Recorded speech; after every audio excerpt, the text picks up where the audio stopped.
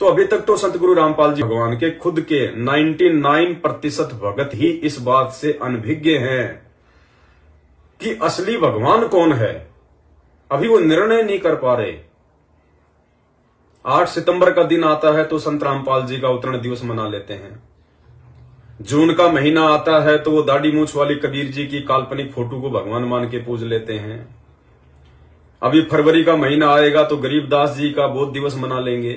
फिर 17 फरवरी को संत रामपाल जी का बोध दिवस मना लेंगे। अभी उन्हें पता ही नहीं कि किसका क्या मनाना चाहिए, किसका क्या नहीं मनाना चाहिए। अभी तक तो ये लोग गुरुजी को मानुस मान रहे हैं। अरे गुरुजी का बोध दिवस कौन मनाएगा? गुरु का बोध दिवस वो मनाएगा जो बुद्धू होगा। बुद्धू ज्ञानी आत्मा कभी भी अपने गुरुदेव का बोध दिवस नहीं मनाती है। आप संत रामपाल जी को जगत गुरु कहते हैं। जगत गुरु किसे कहते हैं? जगत का गुरु जो पूरे जगत को ज्ञान देने के लिए आता है, जिसके पास पूरी सृष्टि का ज्ञान होता है, जिसके समान ज्ञान किसी अन्य को ना हो सकता, ना होगा, ना हुआ, उसे कहते हैं जगत गुरु। और आप 17 फरवरी के दिन चंद लोगों के कहने पर, चंद मूर्खों की कॉपी करते हुए जो गुरु को मानुस मानते हैं, उनके पीछे पीछे भेड़ चाल में चलते हुए आप भी संत रामपाल जी का बोध दिवस मनाने पहुंच जाते हैं उन फर्जी सतलोक आश्रमों में। बोध दिवस का मतलब होता है बोध यानी ज्ञान और दिवस यानी दिन।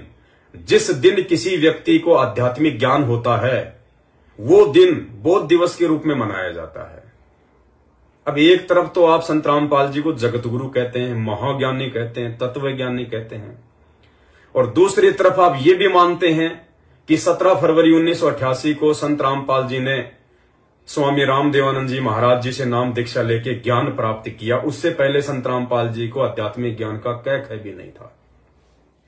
बोध दिवस मनाने का मतलब ये होता है। तो भाई फिर आप उनको कैसे जगत गुरु कह रहे हैं? आप उनका बोध दिवस भी मना रहे हैं, उनको जगत गुरु भी कह रहे हैं। अगर जगत गुरु कह रहे हो तो बोध दिवस मत मनाओ, और बोध दिवस मना रहे हो तो फिर आप उनको जगत गुरु मत कहो, क्योंकि जगत गुरु का बोध दिवस नहीं मनाया जाता। अरे किसी दूसरे से ज्ञान प्राप्त करके जो आगे ज्ञान देता है वो जगत गुरु नहीं होता। जगत गुरु वो होता है जिसका ज्ञान खुद का हो, जिसका स्वयं का ज्ञान हो, जिसको किसी अन्य से ज्ञान प्राप्त करने की जरूरत ना पड़े, जो सबको ज्ञान दे, उसको कहते हैं जगत गुरु।